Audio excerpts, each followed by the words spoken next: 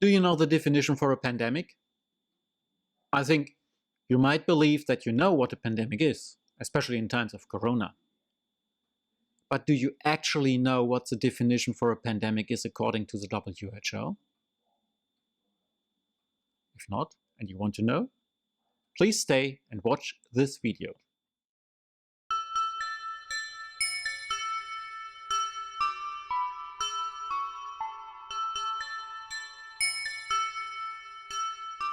Welcome to my YouTube channel BeFree, the YouTube channel for freedom and civil rights. Freedom is the right to speak out what others don't want to hear. My name is Gert. I'm a graduate physicist. I love numbers, data and statistics, because numbers, data and statistics don't lie. Today I will have a look on the definition of a pandemic. I will have a look how the WHO defines a pandemic, the basis for the declaration of a pandemic. And I'm convinced you will be surprised. So please stay tuned. If you like this video, please give a thumb up and share it. Up to the 4th of May 2009, the WHO had a pretty clear definition for a pandemic. It's a little bit difficult to find the information, but you can get to it if you use Google's Wayback Machine, what I did. And I found the following. Using Google's Wayback Machine, I found out for the 4th of May 2009 the following definition for an influenza pandemic on the website of the WHO. Here it is. An influenza pandemic occurs when a new influenza virus appears against which a human population has no immunity, resulting in epidemics worldwide with enormous numbers of deaths and illness. With the increase in global transport, as well as urbanization and overcrowded conditions, epidemics due to the new influenza virus are likely to quickly take hold around the world. The most important part is with enormous numbers of death and illness.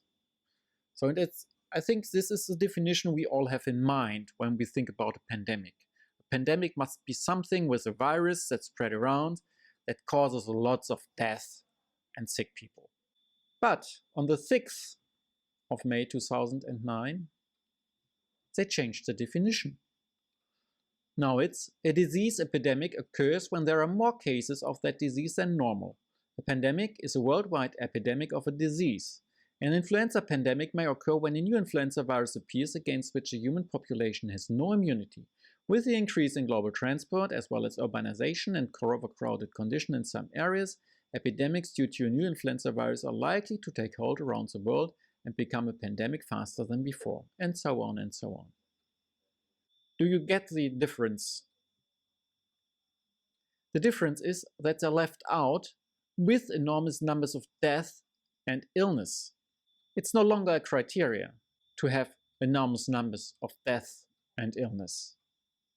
It just needs a virus that spreads around the world. It could be a virus that doesn't harm anyone. It just needs a virus to be contagious and infectious. But it does not need a virus that causes lots of death and illness. Now you may ask, why did they change it?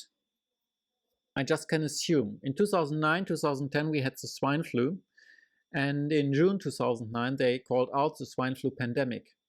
And what we know today is that the swine flu was a relatively harmless flu, but it was marketed much more better.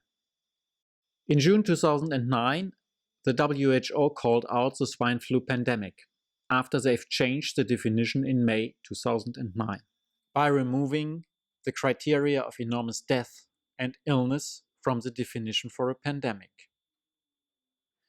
From then on, it just needs a virus to be contagious that spreads around the world. But it does not need to be a virus that causes lots of death and illness.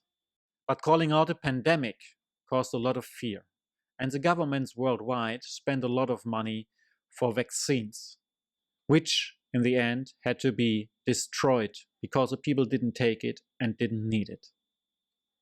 And how does the WHO define a pandemic today? So let's have a look on the current website.